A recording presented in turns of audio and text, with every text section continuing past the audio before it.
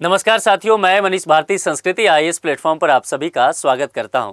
साथियों, जैसा कि आप जानते हैं कि इजराइल और फ़लस्तीन के बीच जो विवाद है वो कोई नया नहीं है, लेकिन ये विवाद एक नया मोड़ लेता हुआ नज़र आ रहा है। जैसे कि पहले भी हमने चर्चा किया है कि यूएन में फ्रांस के द्वारा एक प्रस्ताव लाया गया था जिसमें इस बात को लेकर के चर्चा की गई कि फ़लस्तीन को एक राष्ट्र के तौर पर मान्यता दिया जाए, यानी कि एक स्वतंत्र राष्ट्र के तौर पर। चूँकि यूरोप के कई ऐसे देश रहे हैं जिसने फ़लस्तीन को एक राष्ट्र के तौर पर मान्यता नहीं दिया था, चाहे उसमें आप यूनाइटेड किंगडम की बात करेंगे, कनाडा की बात करेंगे, इसके अलावा ऑस्ट्रेलिया की भी बात किया जाए, क्योंकि ऑस्ट्रेलिया ने भी रिकॉग्नाइज एक स्वतंत्र देश के तौर पे नहीं किया था।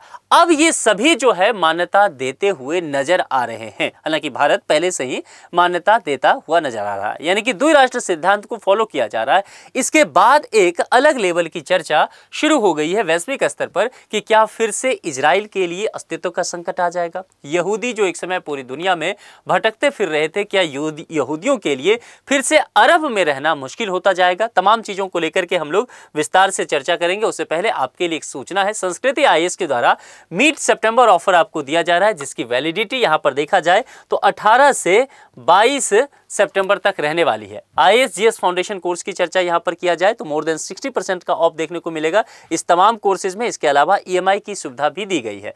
अधिक जानकारी के लिए यहां पर कॉन्टैक्ट नंबर दिया गया है 9555124124 या फिर sanskritIAS.com। इस वेबसाइट पर विजिट करके आप ये जानकारी लेकर के फिर अपने मनचाहे कोर्स में नामांकन करा सकते हैं। अब देखिए, पिछले 24 घंटा में वैश्विक स्तर पर बहुत कुछ बदल गया। इजराइल के लिए बहुत कुछ बदल गया, यहूदियों के लिए बहुत कुछ बदल गया, अरब और फ़लस्तीनियों के लिए क्या क्या हुआ है।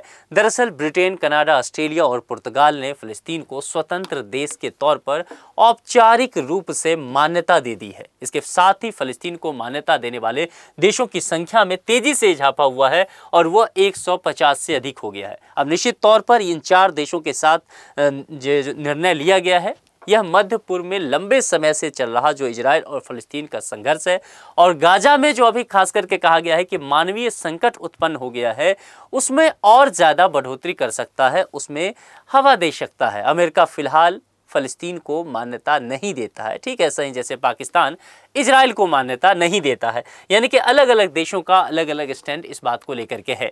और ब्रिटेन का कदम और उसकी वैश्विक महत्व को लेकर के अगर चर्चा किया जाए तो ब्रिटेन के प्रधानमंत्री कीर स्टारमर, उन्होंने इस बात को लेकर के स्पष्ट किया कि यह फैसला इजराइल को सजा देने के लिए नहीं लिया गया है। यानी कि गाजा वाले मुद्दे पर मैं बात करना चाहूँगा, चूँकि गाजा में मानवीय संकट को लेकर के बात किया गया है ना। लगातार यूएन के द्वारा भी नेतन्याहू को फटकार लगाई गई। तो यहाँ पर ये कह रहे हैं कि इस बात को इस तौर पे ना देखा जाए कि ये इजराइल को हम पनिशमेंट दे रहे हैं, बल्कि यह कदम जो है 2 स्टेट सॉल्यूशन की उम्मीद को जीवित रखने के लिए, 2 स्टेट सॉल्यूशन यानी कि सहअस्तित्व की बात जो कि भारत भी करता है। फ़लस्तीन भी एक राष्ट्र के तौर पर रहे और इजराइल भी एक राष्ट्र के तौर पर मध्य पूर्व में रहे। एक वीडियो संदेश जारी करके कहा गया कि फ़लस्तीन को मान्यता देना सरकारी प्रक्रिया का एक हिस्सा रहा है। ऐतिहासिक पृष्ठभूमि के तौर पर हम सभी जानते हैं कि ब्रिटेन ने 1917 में एक घोषणा पत्र लाया था, बाल्फोर घोषणा पत्र।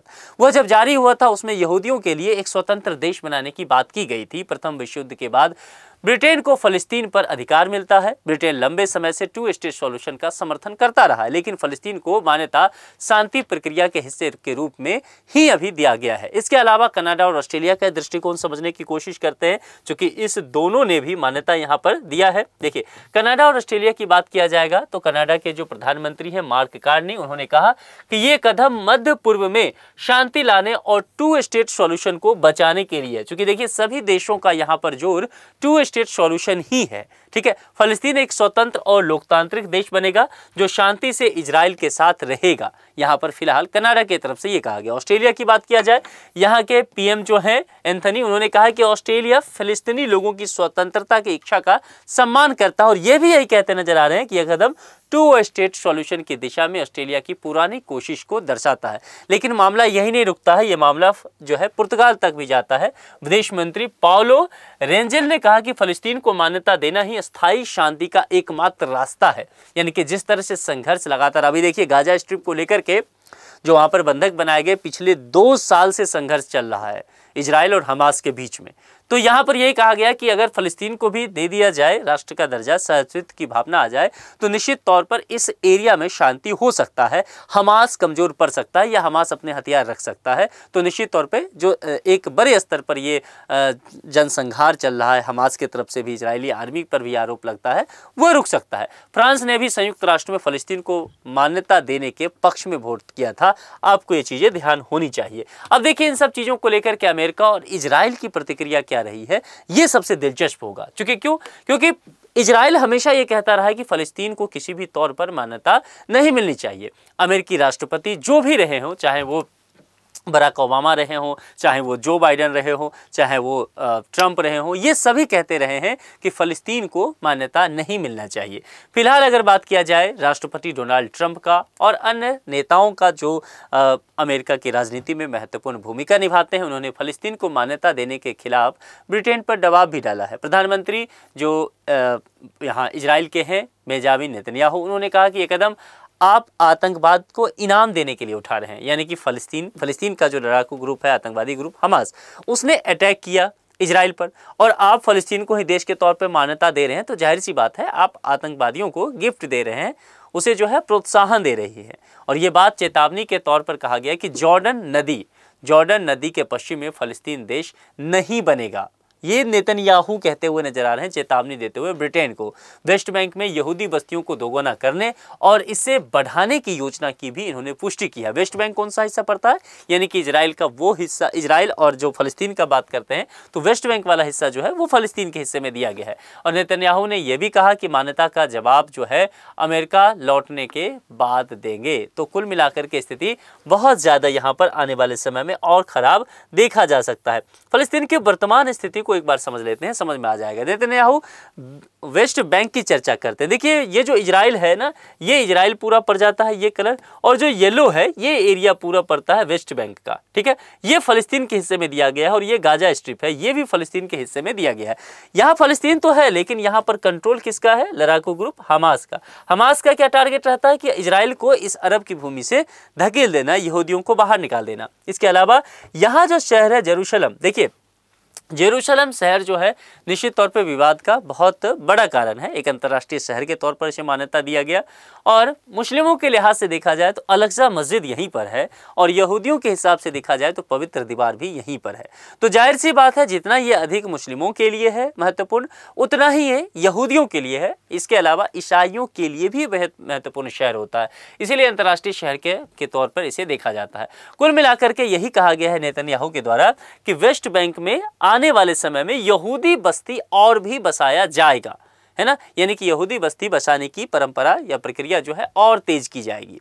और कुल मिलाकर के यहाँ पर देखा जाए तो फ़लस्तीन, हमने कहा कि ये वाला हिस्सा और ये वाला हिस्सा है। कुल मिलाकर के फ़लस्तीन को अगर देखा जाए तो यूएन में जो तकरीबन 193 सदस्य देश हैं, उनमें से अब चूंकि इस 4-5 ने भी दे दिया है तो तकरीबन कह सकते हैं 150 से प्लस हो गया है। तो 75% देशों ने एक राष्ट्र के तौर पर मान्यता दे दिया। संयुक्त राष्ट्र ने इसे परमानेंट ऑब्जर्वर स्टेट का दर्जा पहले से ही प्राप्त है। इसका मतलब है कि फ़लस्तीनी यूएन कार्यक्रमों में भाग ले सकता है लेकिन वोटिंग का अधिकार नहीं रखता है। परमानेंट ऑब्जर्वर स्टेट का दर्जा जिसको भी मिलता है वो देश के तौर पर शामिल नहीं होता है, यानी कि उसको रखा तो जाता है पर वो वोट नहीं दे सकता। और चीन की बात किया जाए, क्या चीन फ़लस्तीन को देता है एक राष्ट्र के तौर पर मान्यता? तो निश्चित तौर पर 1988 से ही देता है। रूस की बात कीजिए, क्या रूस मान्यता देता है? तो रूस भी फ़लस्तीन को एक राष्ट्र के तौर पर मान्यता देता है और वह 1988 से ही देता है। अमेरिका फिलहाल केवल फ़लस्तीनी अथॉरिटी यानी कि पीए को मान्यता देता है, जो कि एक तरह से कह सकते हैं कि 1994 में ये स्थापित हुआ था। अब फ़लस्तीनी अथॉरिटी का उद्देश्य क्या है ये बात भी समझ लीजिए। चूँकि 1994 में जो स्थापित हुआ है, फ़लस्तीनियों के पास स्थानीय सरकार जैसी व्यवस्था हो और भविष्य में स्वतंत्र राज्य बनाने की नींव रखी जा सके। तो फ़लस्तीनी अथॉरिटी का यही काम रहा कि ये उम्मीद तलाशी जाए कि फ़लस्तीन को क्या आने वाले समय में राष्ट्र का दर्जा दिया जा सकता है। सभी चीज़ों को लेकर के बेहतर तरीके से सामंजस्य बिठाया जाए। अंतर्राष्ट्रीय और मानवीय संदर्भ यहाँ पर इस बात को समझिए। फिलहाल खास करके जो 4 देश ने दिया है, ब्रिटेन, कनाडा, ऑस्ट्रेलिया, पुर्तगाल, ये कदम निश्चित तौर पर गाजा स्ट्रिप में जो मानवीय संकट की स्थिति उत्पन्न हुई है उसको ध्यान में देखते हुए, क्योंकि इजराइल हमास जंग में अब तक कहा जा रहा है कि 60,000 से अधिक लोग मारे जा चुके हैं। 20 लाख से अधिक लोग जो है अपना घर छोड़ करके निकल गए हैं। फिलिस्तीन ने अमेरिका और अन्य देशों की मान्यता देने की अपील की है कि आप हमें मान्यता दीजिए, अमेरिका से भी कहा है। दूसरी बात, गाजा स्ट्रिप की बात की जाएगी। वहां पर आप जानते हैं कि अमेरिका और इजराइल के द्वारा एक प्लान लाया जा रहा है गाजा स्ट्रिप में, खास करके ट्रंप के द्वारा, जिसके तहत कहा जा रहा है कि गाजा स्ट्रिप में रहने वाले 20 लाख लोग जो लोग हैं इनको विस्थापित कर दिया जाएगा अगले 4 साल के लिए। हालांकि इनको रेंट वगैरह दिया जाएगा, 4 साल बाद फिर इनको यहां पर लाया जाएगा और तब तक क्या किया जाएगा, गाजा स्ट्रिप को एकदम विकास के नए रास्ते पर लाया जाएगा। दुनिया भर से इन्वेस्टमेंट यहां होगा और पूरी तरह से चमचमाती एक शहर के तौर पर विकसित किया जाएगा। यानी कि 20 लाख लोग, मैं 10,000 20,000 नहीं कह रहा हूं, 20 लाख को कैसे विस्थापित किया जाएगा, ये अपने आप में बहुत बड़ा प्रश्न है। फिलिस्तीन नेताओं का इन सब चीजों को लेकर के क्या कहना है? वहां के राष्ट्रपति हैं महमूद अब्बास, उन्होंने ब्रिटेन के कदम को क्षेत्र में अस्थायी शांति के लिए जरूरी बताया है और विदेश मंत्री ने कहा कि यह कदम 2 स्टेट सॉल्यूशन को बचाने और शांति लाने के दिशा में निश्चित तौर पर आने वाले समय में एक महत्वपूर्ण कार्यक्रम हो सकता है। देखिए, अब यहाँ पर एक प्रश्न बनता है, लगातार मैं आपसे चर्चा कर रहा हूँ 2 स्टेट सॉल्यूशन। तो 2 स्टेट सॉल्यूशन है क्या? दरअसल उस क्षेत्र में जो हमने चर्चा किया कि यहाँ पर जो इस मैप की जब आप देखेंगे, इस मैप में जब चर्चा किया गया था इस 2 एरिया को लेकर के, क्योंकि दोनों का सहअस्तित्व अरब में है, तो इजराइल भी एक राष्ट्र के तौर पर रहे और जो है यहाँ पर जो फिलिस्तीन की चर्चा करते हैं, जो वेस्ट बैंक और हम यहाँ पर गाजा स्ट्रिप का हिस्सा, तो फिलिस्तीन भी एक राष्ट्र के तौर पर रहे। कुल मिलाकर के दोनों का अपना स्वतंत्र अस्तित्व हो, देश के तौर पर मानता लिया जाए और इस वजह से इजराइल और फिलिस्तीन के बीच जो संघर्ष चल रहा है उसको सुलझाया जा सके। और इसी बात को लेकर के ब्रिटेन, कनाडा, ऑस्ट्रेलिया और पुर्तगाल ने हालिया कदम ये उठाया है। अब यहाँ पर समझिए भविष्य की संभावनाएं क्या हो सकता है, वैश्विक प्रभाव इन सब चीज़ों को लेकर के क्या हो सकता है। खास करके यूएन का समर्थन बढ़ता जा रहा है। फ्रांस के समर्थन, जो फ्रांस ने प्रस्ताव लाया उसके समर्थन में आपने देखा होगा तकरीबन 140-42 देशों ने उसका पक्ष रखा, उसको जो है समर्थन दिया, जिसमें भारत भी एक था। 12-13 देश ही जो है वह मतदान से बाहर रहे और 10 देशों ने जो है उसका विरोध किया। तो जाहिर सी बात है 142 देशों ने समर्थन कर दिया, तो अपने आप में बहुत बड़ी बात है। तो कुल मिलाकर के फ्रांस के समर्थन से फिलिस्तीन को सुरक्षा परिषद के 4 स्थायी सदस्यों का समर्थन मिल जाएगा, यहाँ दिखता हुआ नजर आ रहा है। यानी कि अमेरिका पर मामला टिका रहेगा। मध्य पूर्व शांति के प्रभाव पर क्या पड़ेगा? 2 स्टेट सॉल्यूशन की दिशा में निश्चित तौर पर एक दबाव बढ़ेगा और इजराइल पर गाजा में मानवीय संकट कम करने का भी यहाँ पर दबाव बढ़ सकता है। अंतर्राष्ट्रीय राजनीति के हिसाब से देखा जाए अमेरिका फिलहाल अलग स्थिति में है, इससे फिलिस्तीन मान्यता का वैश्विक समीकरण और जटिल हो सकता है। ब्रिटेन और फ्रांस की ऐतिहासिक भूमिका इसे और महत्वपूर्ण बनाती है, क्योंकि ब्रिटेन का मान्यता देना फिलिस्तीन को निश्चित तौर पर आने वाले समय में अन्य देशों के लिए भी दरवाजा खोलेगा।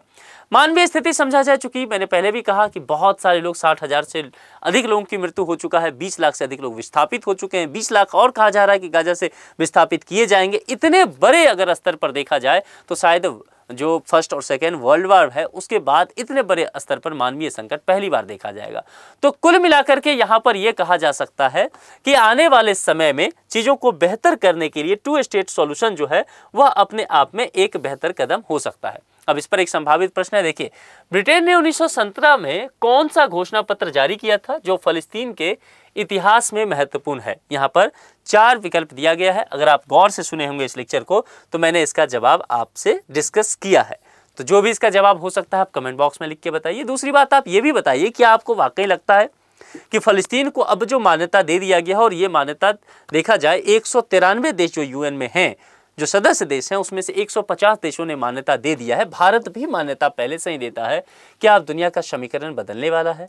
और इस वजह से क्या इजराइल पर दबाव बढ़ेगा? इजराइल जो गाजा स्ट्रिप में एक तरह से कार्रवाई कर रहा है, सैन्य कार्रवाई का है, वो रुक जाएगा? अमेरिका का क्या रुख होगा? इन तमाम चीज़ों पर आपका जो भी सोचना है आप कमेंट बॉक्स में लिख सकते हैं। आज के लिए इतना ही।